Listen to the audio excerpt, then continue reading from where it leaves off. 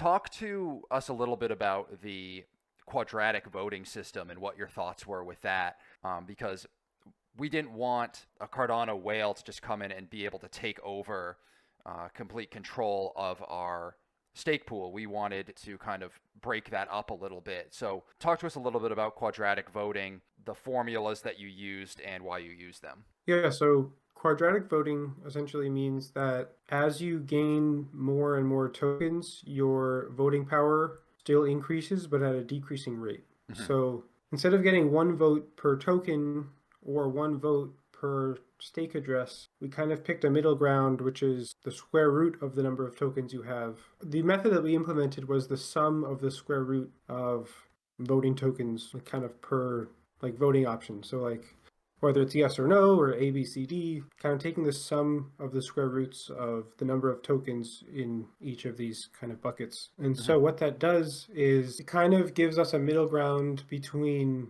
kind of a mob rule scenario where we're just counting up the number of stake addresses, delegating to the pool, kind of just going with a kind of crude method that way. And then the other method is that someone with a lot of Cardano comes into the pool, basically by influence or complete influence or control over the pool. The sum of square roots approach limits the ability of large delegators to control the outcome absolutely, while also valuing the number of people that are participating in a vote. So let me try to think of an example. So let's say somebody has 10,000 governance tokens and they vote for option A.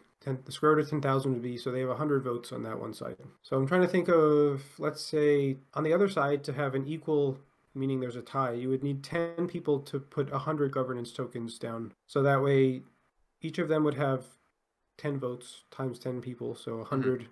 And so obviously there's 100 votes on both sides, so there's a tie. So you see how there's kind of a balance between whales and headcount in kind of our voting system. So just to be clear, 100,000 token or 100,000 Cardano delegated from one wallet has less influence than 100,000 or 100,000 Cardano delegated between 10 different wallets. No, they would the amount of tokens you receive is just is separate from how we count votes. So we would rather, instead of one person voting with 100,000 governance tokens, we would rather see 10 people together voting with 100,000 governance tokens rather than just one.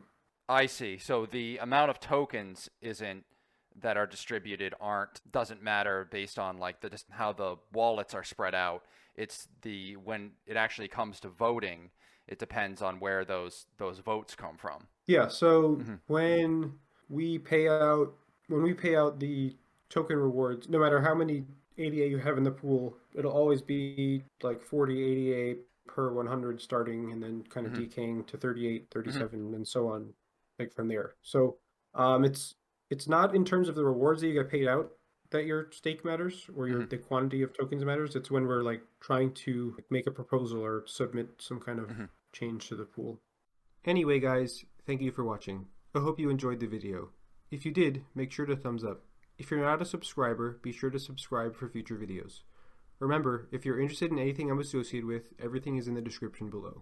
See you next time.